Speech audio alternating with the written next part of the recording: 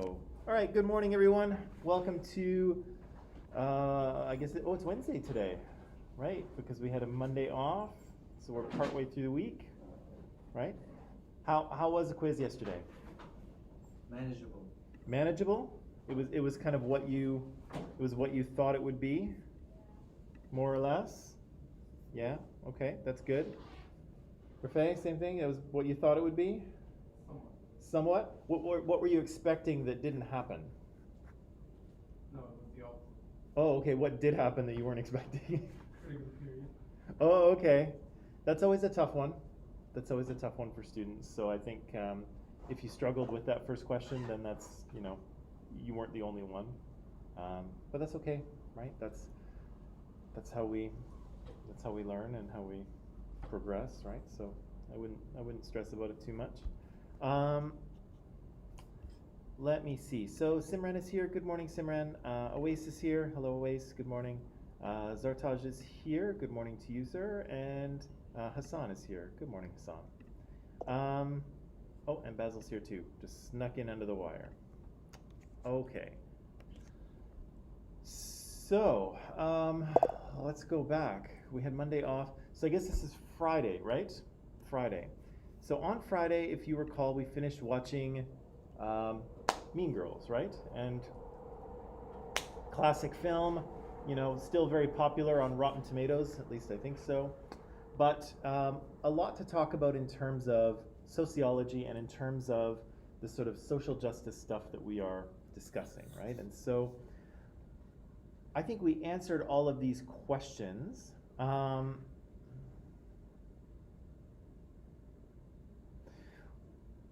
I know this is kind of this is difficult to remember back, 4 days or so, especially after a quiz. But what do you think were some of the most important things for us to kind of pull from that movie? For our purposes, anyway. The social stratification. Right, the social stratification. So indeed, the high school had levels to it. Some people had lots of status and power. Some people had less status and power, right? And so that's very reflective of how society works. And again, a high school is kind of a mini society, if you will, right? That's good. What else should we kind of pull from that? The norms and the values.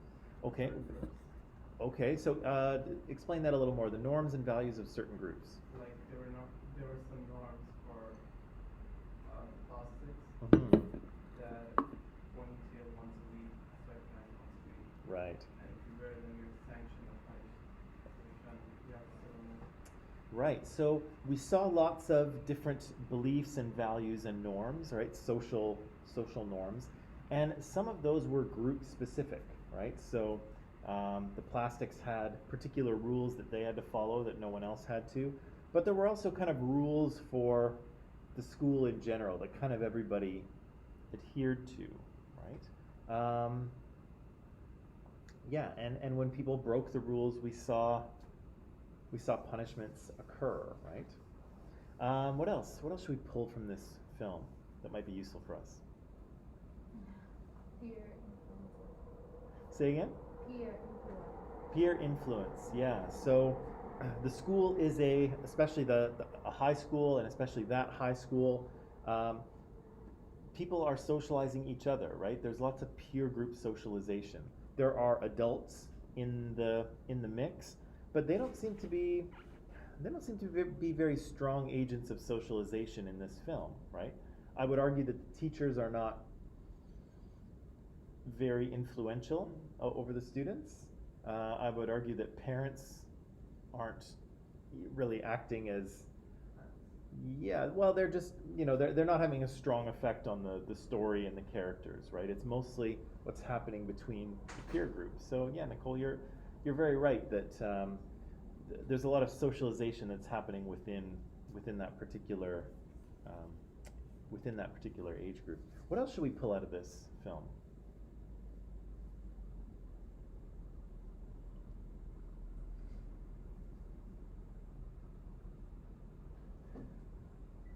What about the topic of question number 4 there?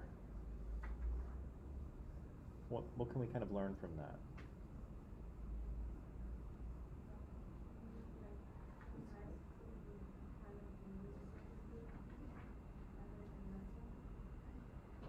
Yeah, so in high school it's very kind of comforting to have a place to fit in, right? To have some kind of group to be part of. And even if that group is not at the top of the social structure, right? Even if you're at the bottom, still there's kind of comfort in being part of that part of that group, right? And so even when Gretchen is, being treated horribly by Regina, she is, reluctant to leave, right?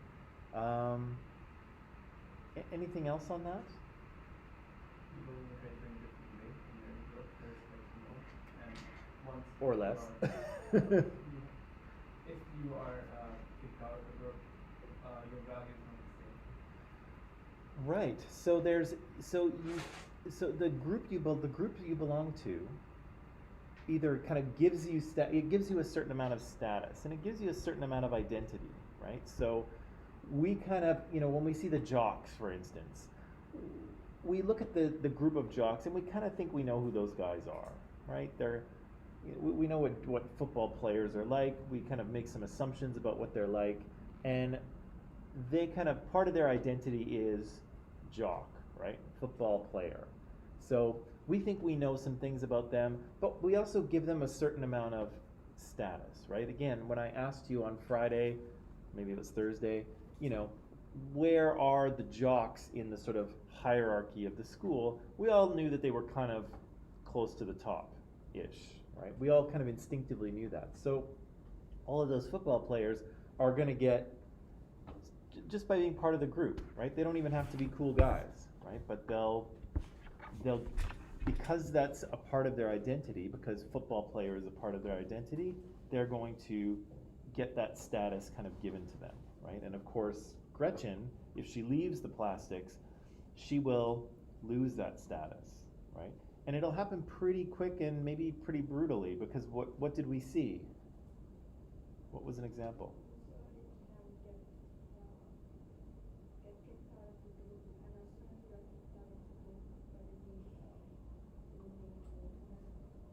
Yeah, so when Regina had to sit at another table, the tables turned on her very quickly, right? And she was, all of a sudden people were kind of picking on her because she had lost that status, she had lost that power by not being part of the group, which is interesting because she's arguably the scariest one in the group, right? The others are kind of, a little bit timid and, they're not as strong as she is. But good morning. That's all good. Any other good stuff that we should pull? I think that might be most of it, but is there anything else? No? Feel that's good? Okay. Well, let me see what I had on my slides here. Okay, so yeah, we've all been socialized, right? And so we've learned social norms, values, and beliefs, and that's kind of what Katie shows us, right? That she's dropped in there as someone who hasn't been socialized, and it's almost like looking in a mirror, right? We see that we know all the rules, even though she doesn't, right?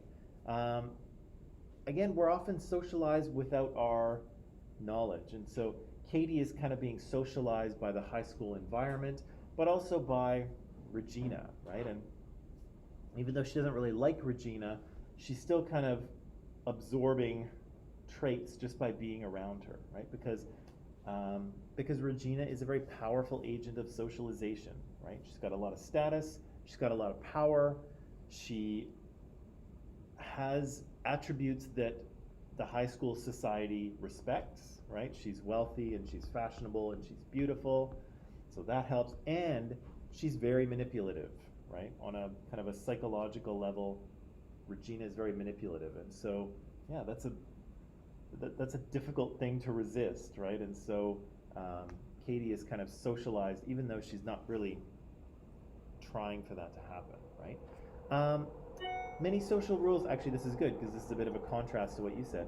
Many social rules are arbitrary, right? And so what does arbitrary mean? Actually, somebody Google that for me because I'd like to actually, I'm not very good at defining words. They are arbitrary. Yeah. Based on random choice, right? Things that don't have a rationale or premises supporting them. They're just like, yeah, we wear sweatpants or jeans on Friday. Why? That's just what we do, right? There's no real reason for it. And so many of the rules that we have in society are like that. They're just made up, right? We shake hands when we meet each other. Why do we do that? That's just what we do, right? Or we kiss each other on the cheek, maybe, right? Or maybe once on the cheek and once on the lips. Why do we do that? Because that's just what we do. That's the thing that is done, right? That's tradition, that's culture, whatever, right? But again, even though the rules might be arbitrary, they still have consequences when you break them, right? And so we see that very thing with Regina. She violates a ridiculous rule that has, no effect on the lives of anyone, but still she is punished, right? Pretty immediately. Like Rafay said, most societies have a hierarchy, a social structure. People who have more status and power, people who have less, right? And kind of depending on where we are in that social structure, that will change our experience of life, right? The resources we have access to, the opportunities we have access to or don't have access to, and kind of the way that we see the world, right? And so if you think about the high school, each of those little social groups has kind of a different perspective on what's happening in the high school itself, right? And so all of those groups will have a different perspective. And so similar to us, the social groups that we belong to will influence how we see the society around us. It's not determinative, okay? So just because I'm sitting up here as a white male doesn't mean that I necessarily see things the way that every white male does, right? But it colors it, right? That's my background, that's my past experience. It kind of colors the way I see the world a little bit, right? Okay. Okay. So, now we'll switch gears a little bit and we'll talk about oppression and power, okay? Two things that we'll need to understand.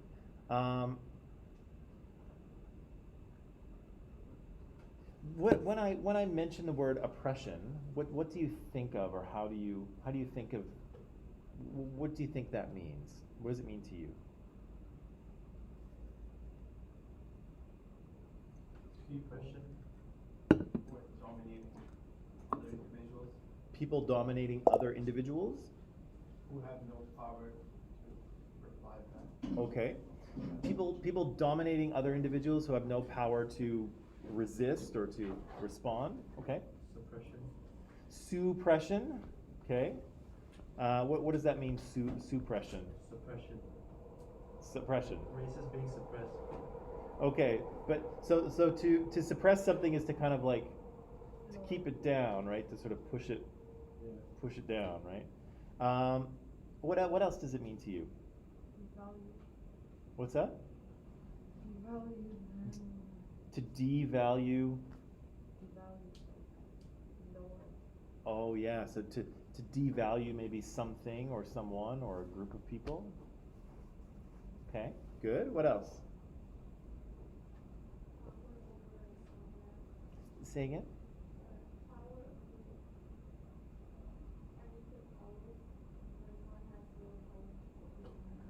Yeah, unequal power. So one group, or one person has more power than the other one does. That's good. Simran says here someone controlling another. So that's good. Basil says here being suppressed. Okay, that's two for suppressed. Reza says here treating unfairly. So yeah, those are all.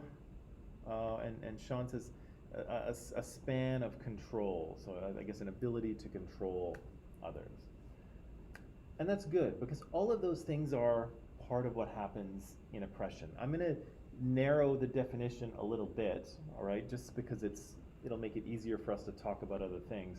But you are correct in saying that, when we're talking about oppression, all of those things are in play. They're all involved, okay? So that's really good.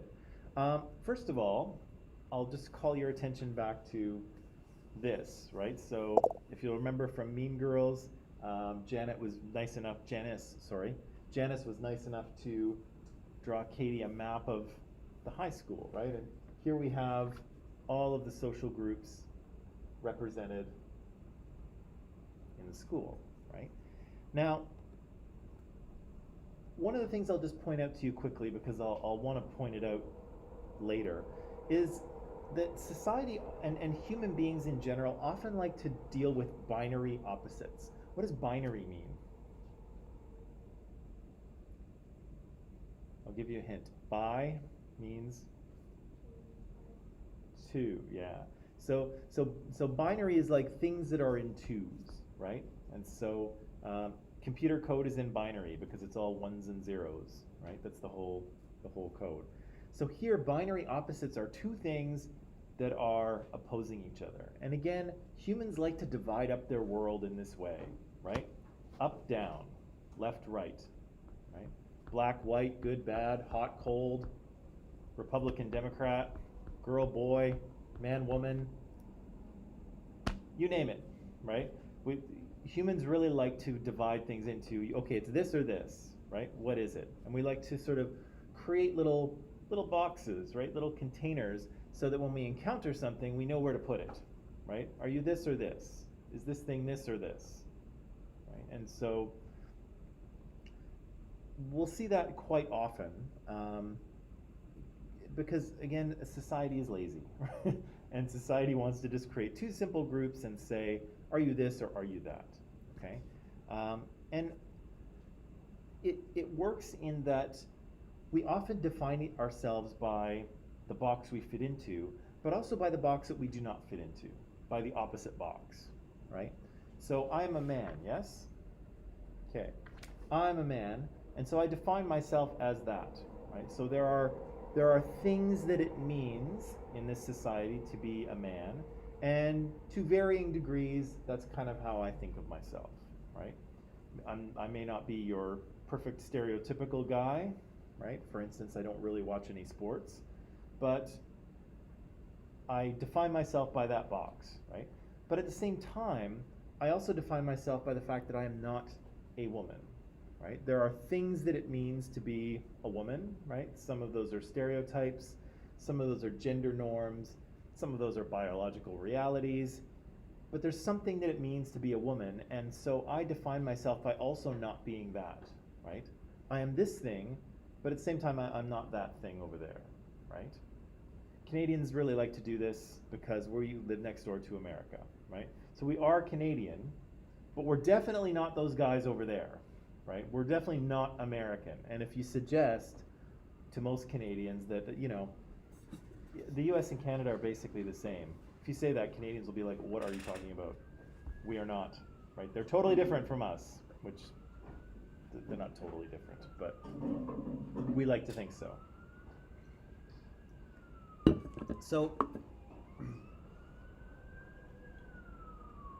we'll keep an eye out for this because, again, society likes to create these groups, but they are artificial for the most part. Okay, they are imagined boxes in which we like to put things, and what we'll find is that most people don't fit very well in one box or the other, and most things don't fit very well in one box or another either. But it doesn't stop us from trying to organize our world that way, right? From mentally trying to create two categories and say, okay, these things are on this side, these things are on this side, and that's it, just because it's simpler. Okay, I'll try and show you that as we go forward. Right, so, because if you think of the Mean Girls, if you think of the social groups in Mean Girls, if we're talking about the plastics, are they popular or not popular? Popular. Are they guys or girls? Girls. Are they attractive or not attractive? Attractive, right? What about the jocks? Are they smart or dumb? Dumb, right? Popular or not popular? Popular, right? So we can very quickly like sort people out according to these opposites, right? And again, society quite often does it. Maybe it's easy, maybe it makes things easier, but it often kind of, it just doesn't work very well. People don't perfectly fit into boxes. Okay. We'll come back to that in a little bit. This is what we'll say that oppression is. And as you can see here, it's a slightly more complicated definition than what you sort of provided to me before. But the reason that it is because some of the things that you have, that you mentioned when we talked about oppression are actually, good morning, actually have slightly different labels or different terms. And so while you were all correct in saying that oppression involves these things, I'm going to divide up those things into pieces, okay? And so I'm just narrowing the definition here. So this is what we'll say oppression is. Depression, so we've got suppression, oppression, depression, expression, never mind.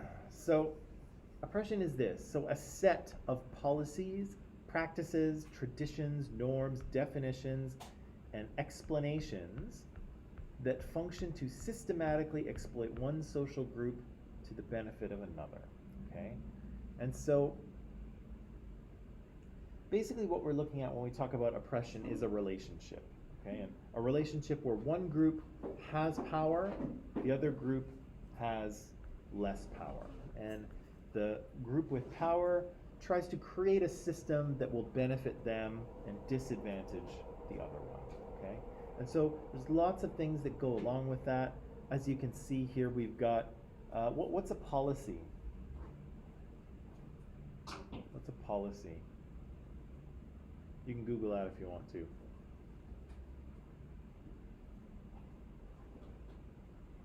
What's a policy?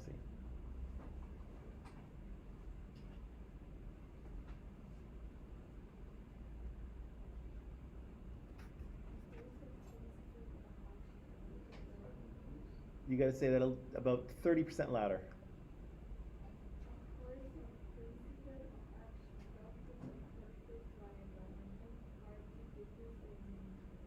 Yeah, so it's kind of an approach to action, right? What is our approach to this, right? How do we think about this? What do we do about this, right? What's your policy on, trade with China? Right? Well, what's our approach to it, right? How do we think about it? What are the things that we do and that we don't do, right? So policies have to do with how people approach certain issues or certain problems. Practices, things people do, right? Traditions, we know what traditions are. Norms, we know what norms are now. Definitions, right? The way that we define the world, the way that we split things up, the way that we create our binary opposites, right? What are those two things, right? If we're constantly trying to divide the world into two boxes, what are those two boxes, right? And who gets to say what the boxes are? Explanations, the way that we kind of explain the world. We'll come to discourse a little bit later. Discourse is everything that is said about anything, right? So if you're talking about the environment, all the things that we think and say about the environment, that's all discourse. That's the things that are said about the environment. All of that stuff can be used to benefit one group and to disadvantage another one. And again, we'll call the group with power, we'll call them the dominant group. The group without power, we'll call the minoritized group. Good so far? Good so far? Okay. So, I made this little chart. Can I get my head out of the way? Get my head out. Nope, can't get my head out of the way. Sorry. I made this little chart, and this little chart shows you the relationship, right? So the oppression, the name we give to that relationship, and then the groups that are in that relationship, the dominant and minoritized groups.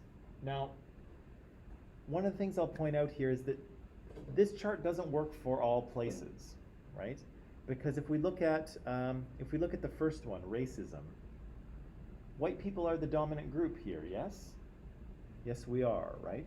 But if I go to China, are white people still the dominant group?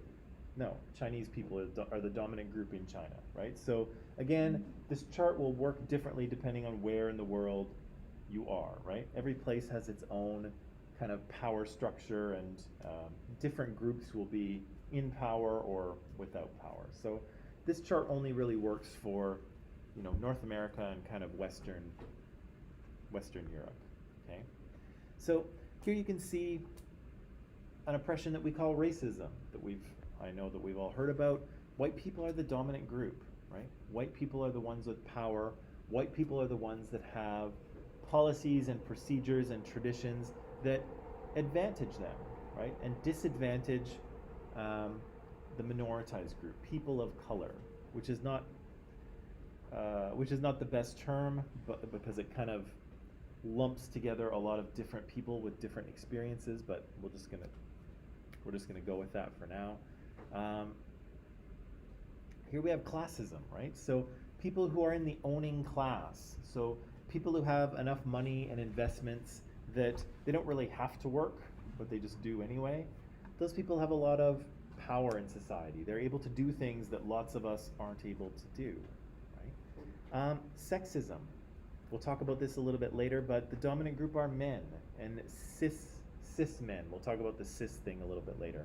Men are the dominant group, and so people who are not men fall into the minoritized group. Women, transgender people, genderqueer people wind up in the minoritized group. Rafay, are you okay?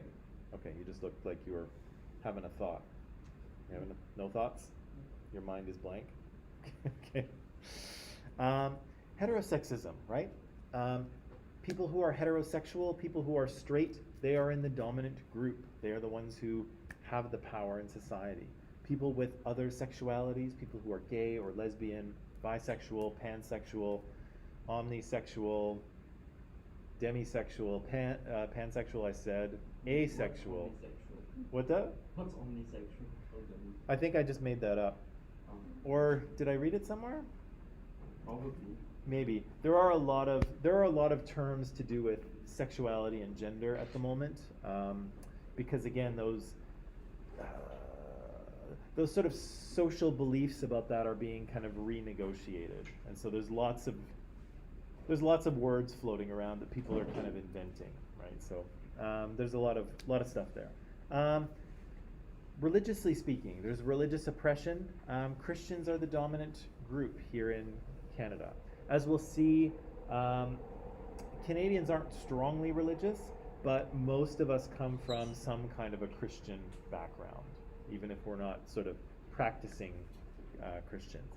And again, non-Christians will find themselves in the minoritized group, right? Buddhists, Muslims, Jewish people, Sikhs, I said Muslims already, Hindus, all those people will be in the minoritized group. Again, ableism, people who are able-bodied. And for ableism, that also applies to your brain function as well. So people with physical or mental disabilities or developmental disabilities, they'll all fall into the minoritized group, right?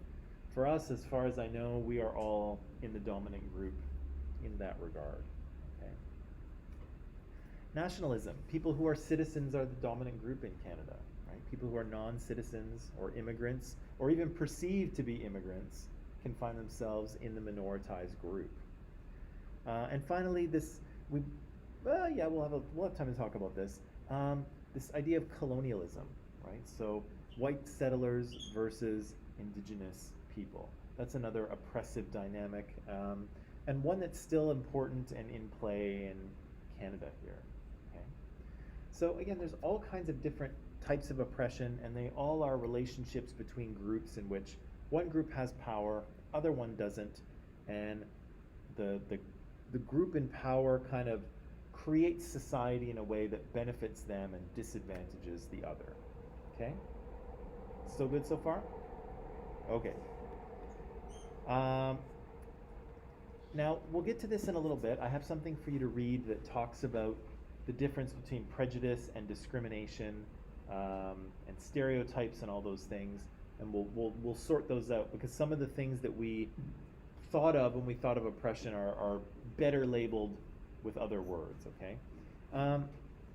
The other thing that's important to remember here is that oppression has to do with society-wide dynamics, okay? So oppression doesn't really happen at an individual level, although it can it can influence those interactions, but it kind of happens at a society level, and it happens when one group has this kind of power, okay? So when one group has legal power or historical power, there's some sort of historical dynamic. They have social power, right? They control media, or they control kind of the media that people consume. And they have institutional power. We talked about social institutions the other day. And so think about the media, think about government, the military, law enforcement, the criminal justice system, the family, education, religion, right? Dominant groups tend to have control of those institutions, and they can use them to their benefit, right? Okay, good so far. I know this is a lot of definitions right out of the bat, but that's okay. We're gonna sort it out. So here's what I have for you to read. It's a little article. I'm going to admit it is not the greatest article I've ever seen. It's not really well written, in my opinion, but that's okay. It will explain some of the things that we need to understand, and it has short descriptions of some really interesting and important psychological studies that have been done, and those will be important for us to understand as well. Okay, so even though I'm not a giant fan of how the article is written, I do like what's in it, and it is important to understand what's in it, okay? So I'm going to give you some time. It's in Microsoft Teams, of course, to read the article and then answer the questions at the end of it, okay? So let me just put some time on the clock, and I will let you get to it, okay? Let's see, okay. Let's see how 12 minutes goes. Okay, you may begin.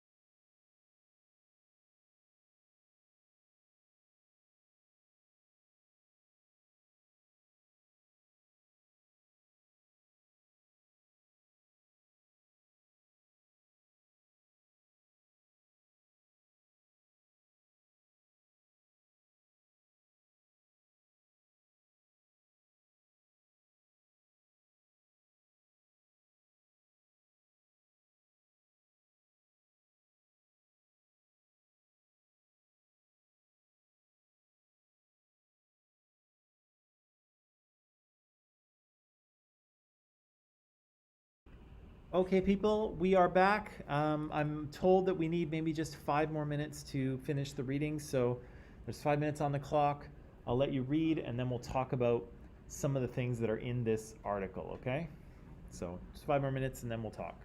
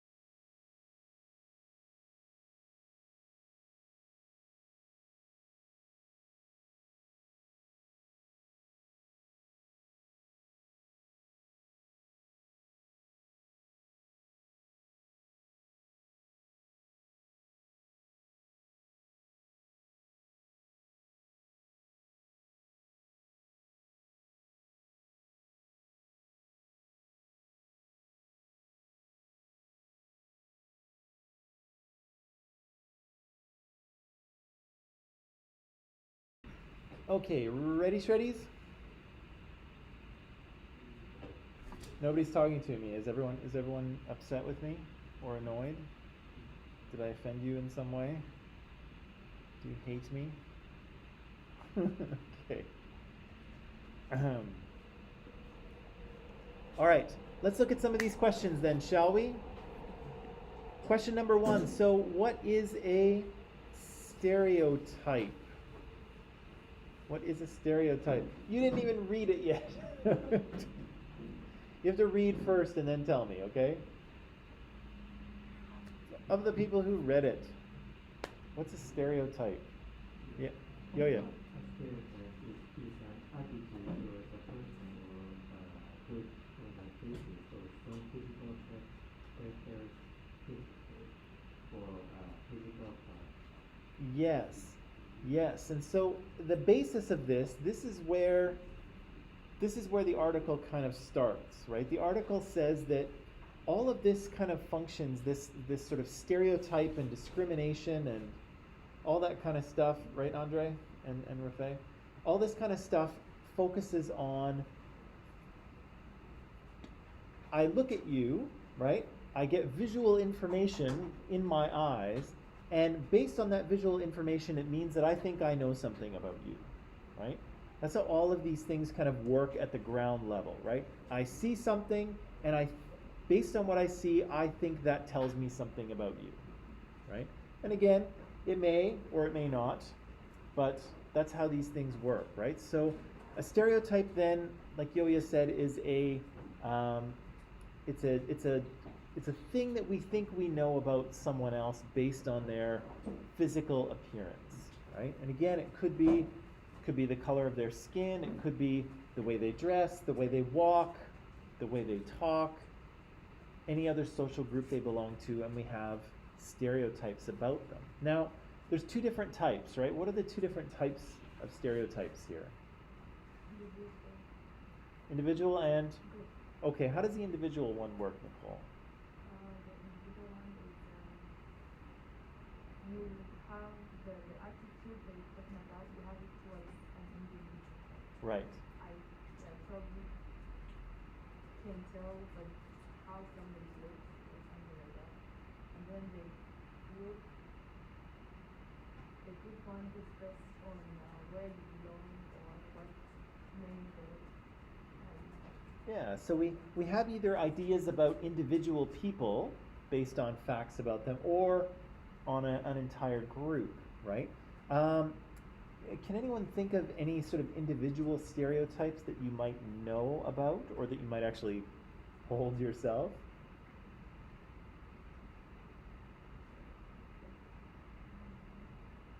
A good way to do this, and I just came across this recently, but okay, so close your eyes for a minute, okay? And imagine that you and your partner have just had a child, okay? Maybe it's a little girl, maybe it's a little boy. Imagine, in the future at some point, imagine that's just happened, and now you have to name this child, yes? Name the child. Now, think of all the names that you do not want to name that kid, right? There should be a bunch of names that come up that you're like, no, I can never name them that, right? Because that name is feels too this way or too that way, or my high school bully was, or my elementary school bully was named that, or I met someone with this name and they were horrible, right? And so we have these all stereotypes, and I saw an Instagram post about it a couple of weeks ago, and it said something like, you never realize how many people you hate until you start to try to name a child. And then you're just like crossing names off, like, nope, not that one, nope, definitely not. And so again, we have kind of ideas about names, right? And that's what the article points out to us, is that names are important because they kind of carry meaning, right? They have a feeling, they have a connotation, right?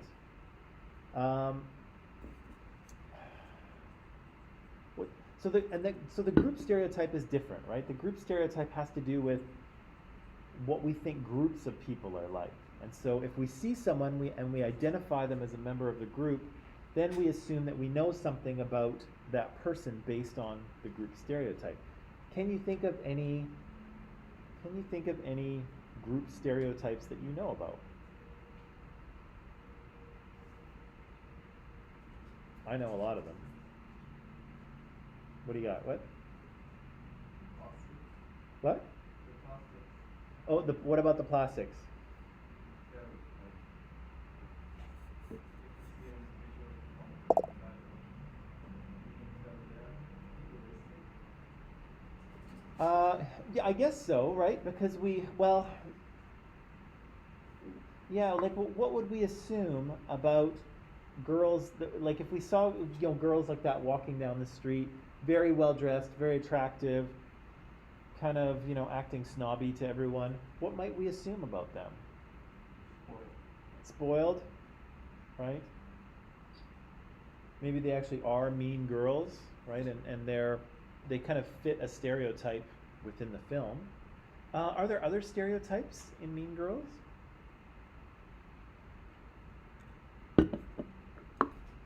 What other stereotypes are in Mean Girls? Student athlete. What about them? Jocks. Yeah, right. That whole social group is a stereotype, right? We've got a bunch of like big, loud, aggressive, boneheaded football players, right? That's a stereotype, and again, we see those guys in the movie, and we're like, oh, I think I know what those guys are about, right? They're a bunch of not really bright football players. What else? Other stereotypes in the film. Blonde girls look good. Okay, so yeah, there's this kind of is that a stereotype? I don't know if that's a stereotype. They say blonde girls usually very Oh yeah. Oh right. So Karen. Yeah. Karen is Karen is a stereotype. Not the way people use Karens nowadays, but yeah, Karen in the movie is a stereotype. She's the dumb blonde, right? I don't know that stereotype is still too popular, but it was in the past, right? The idea that girls who are blonde are dumb. Karen is that stereotype. She's really dumb. What else? What other stereotypes do we know about, or did we see in the movie?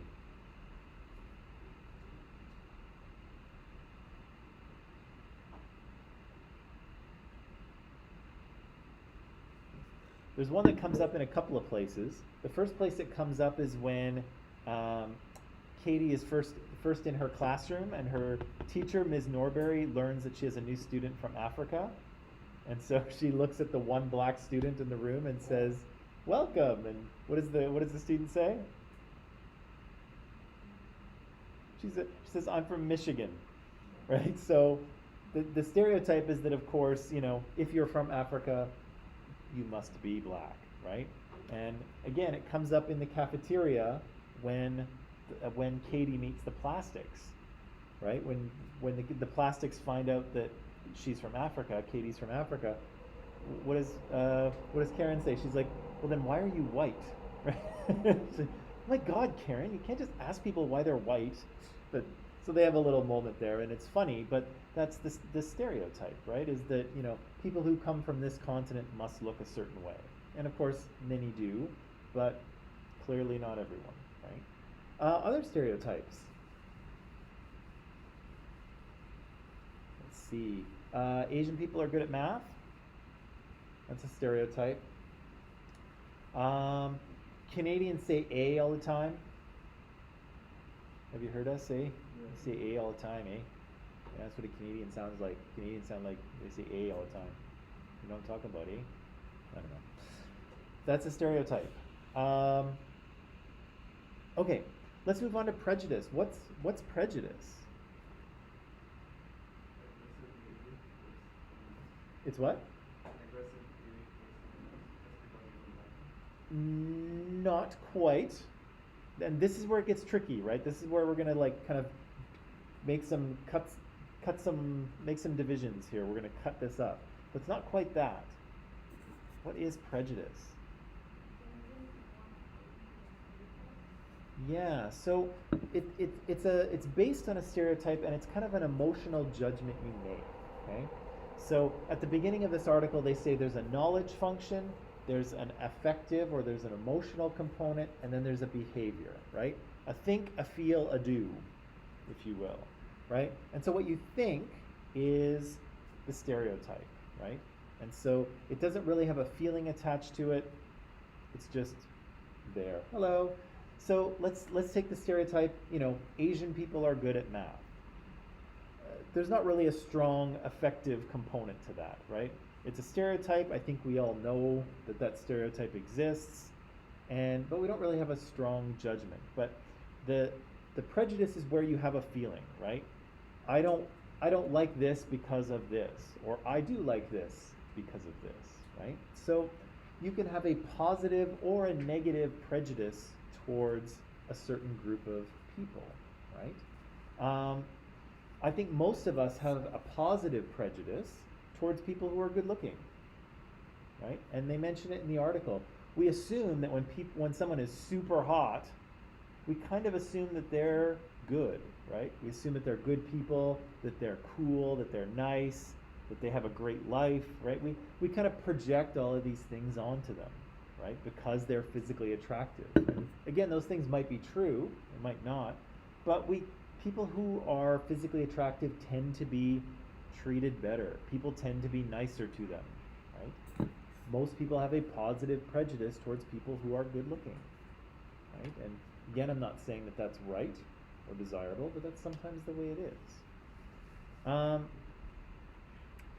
This is so interesting. I love this experiment, even though I don't think you could do it. I don't think you could do it in the modern world. You can't just experiment on children like this anymore. But in this experiment, there were blue-eyed and brown-eyed kids in this teacher Jane Elliott's class, and they did a little experiment. And what was the experiment? What happened? What did the teacher do?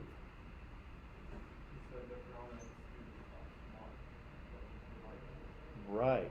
So she kind of created a stereotype, did she not? Yeah, she created a stereotype and told these kids that brown-eyed kids are smarter and better behaved and better students than blue-eyed students. Okay, fine. But then what happened? Because she said that other people start black people start getting less effort, so they do as well.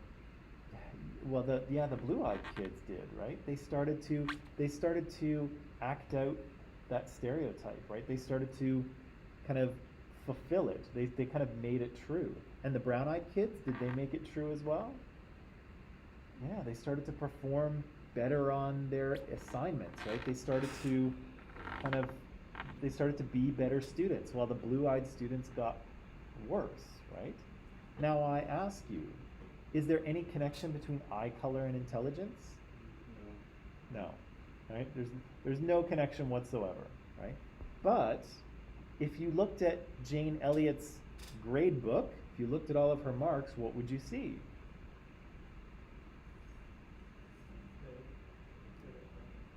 Yeah, you would see that very thing. You would see proof, and I'm going to put proof in quotation marks. You would see proof that was the case, right? You would see proof that blue-eyed kids are not as smart as brown-eyed kids. But again, because this prejudice was circulated, because these kids were socialized into this idea, they started to act it out, which is really weird and wild, right? Especially for the blue-eyed kids, don't you think? I mean, for the brown-eyed kids, it makes sense, because it's like, yeah, I am smart, you know? And so it worked for them, right? It benefited the brown-eyed kids to feel this way about themselves. But it didn't really benefit the blue-eyed kids to feel this way, but they still did anyway. Right, Poom and Ryan? It didn't benefit them, but they acted it out anyway. Really weird, right? But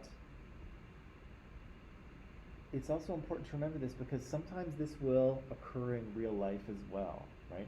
People will absorb stereotypes about themselves, and then they will act it out, either in the dominant group or in the minoritized group. sometimes you will see this same kind of dynamic. Not as clearly as you see it in, an elementary school classroom, but sometimes these things, it works this way in society as well. Why do stereotypes remain so stable over time? Why do they remain stable? They mention it in the article here. Has anyone heard the kind of stereotype about Jewish people and money? Yeah, Jewish people they're either good with money, or they're very kind of money conscious, or they're very thrifty with their money, or something like that. That stereotype exists, right? Yeah, that stereotype has been around for hundreds of years. It's a very old stereotype, and it's, again, it kind of demonstrates how, these stereotypes remain, right? This idea is hundreds of years old, right? And it's ridiculous, but it still persists. But why does it persist? Why is it hard to shake them?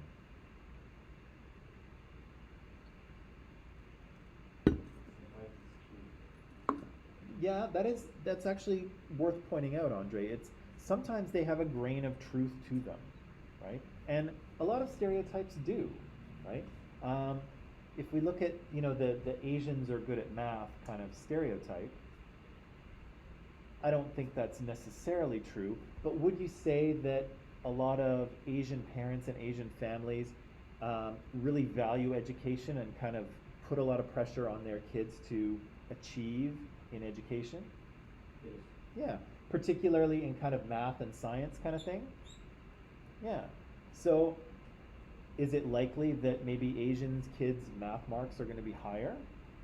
Yeah, because there's a cultural value in that, right? Asian parents are actually really pushing their kids to, to succeed in their education, and particularly in those subjects. So are they better at math? Well, not genetically, right? There's no genetic predisposition, but are they being strongly encouraged to excel and work hard in this area? Yeah, they are, right? So again, maybe there's no inherent mathematical talent, but it shows up, right? The pattern shows up to be true. There's a grain of truth to that, right? There's an element of truth there. Why else do they remain stable over time?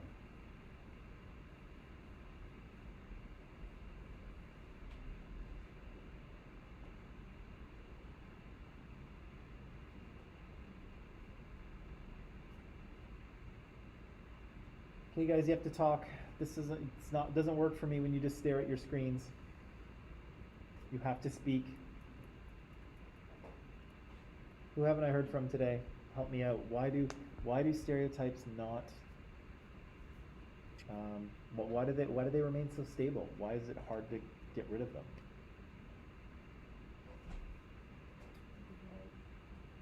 Because sometimes people think they understand what they're seeing, and therefore they pass it on, and it becomes a belief. Well, yeah. It becomes part of the socialization process, right?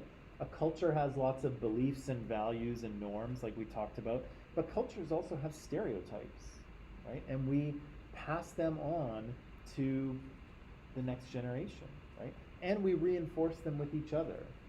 And so that's how this sort of Jewish stereotype gets passed down, because it's just gets worked into culture, and people pass it down uncritically without even thinking about it. And they can do it for hundreds of years, which of course this particular stereotype has been passed down for hundreds of years. Why else?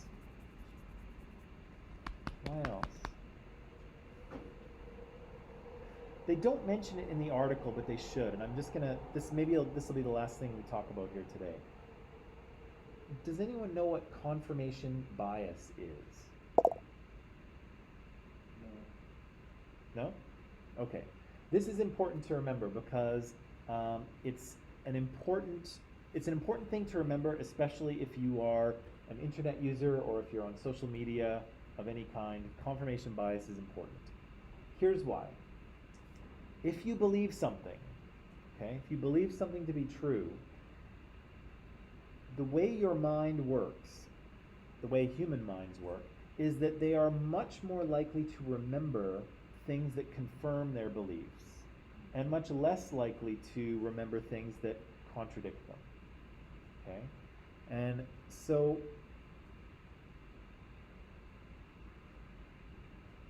yeah, so if you firmly believe that Asians are good at math or better at math, if you really believe that, and I say, well, really? Well, why do you think that that's true? Someone who really believes that will probably be able to come up with a bunch of examples. Well, I knew this kid in my grade 6 class and he was so amazing at math, and then there was this other person and this person. They'll very easily remember all of those Asian people who are really good at math. And they will not remember probably the hundreds of Asian people they've met who have been, average at math or maybe not even very good, right? And again, this is a function of how human brains work. We're all susceptible to this. We seek out and remember things that confirm what we already know, and things that contradict it, we tend to ignore them or forget about them, okay? And so that's very important, especially when you're dealing with social media, because social media is multiplying that process, right? Because things like Instagram and Twitter, like Instagram's showing you more of what you look at, right? Based on the posts you look at, the things that you like, it will show you more of the same thing, right? And so what do you think is happening when not only is your brain drawn to the things that you already know, but now you've got an algorithm, either on Facebook or Insta or whatever, that's actually doing the same thing. It's showing you more of what you already look at. And so the number of things you can see in society and read about is getting narrower and narrower, right? Because your brain is ignoring things that you don't believe, but then the algorithm is doing it too. And so people start to look through their feeds and they see lots of stuff that they already believe in, and it confirms what they believe. And so and we're kind of seeing this, right? Is that people who are, people who think that COVID is a hoax, or that, vaccines don't work, or that, people are injecting microchips to track you in the vaccines, or whatever people are saying. That's all they're reading because that's what they're looking for, and then their devices and their platforms are showing them more of the same thing.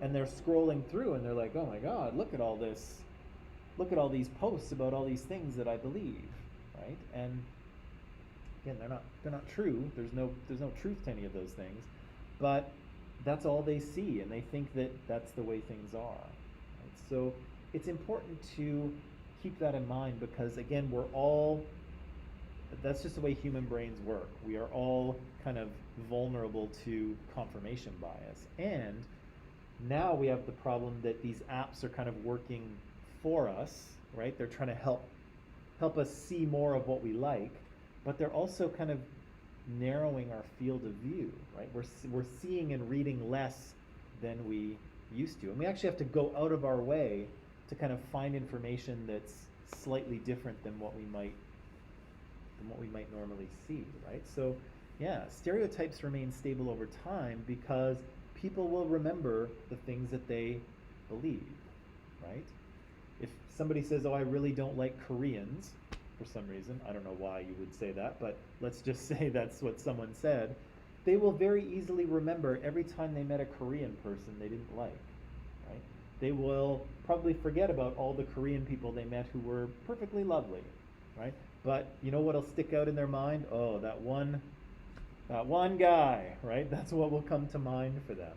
And again, there's a prejudice thing going on there too, but it is a function of the way our minds work. We do remember things much more easily when they align with things that we already believe, and things that and things that contradict what we believe we tend to ignore or forget about or not pay attention to. Right? And unfortunately, it's just, our human brains are amazing. right? They can do incredible things, but they have limitations, right? They have biases. They have, funny things about how they work, and that's one of the funny things. Okie dokie. Let me see. Oh, we've got 4 functions of prejudice, but we do not have time for those. So, tomorrow, come back. We'll talk a little bit more about prejudice, discrimination, stereotypes, and then I forget what's immediately next, but it'll be good. So, that is all for today. I'll let you pack it up. I'll see you tomorrow, and we will do a little more discussion of this. And I have a good example that will help to kind of put into context what these things are, so it'll make it easier to understand. Okay, if you're struggling. But we'll deal with that tomorrow. Okay, that's it. Pack it up. I'll see you tomorrow, or in 20 or 25 minutes for some of you.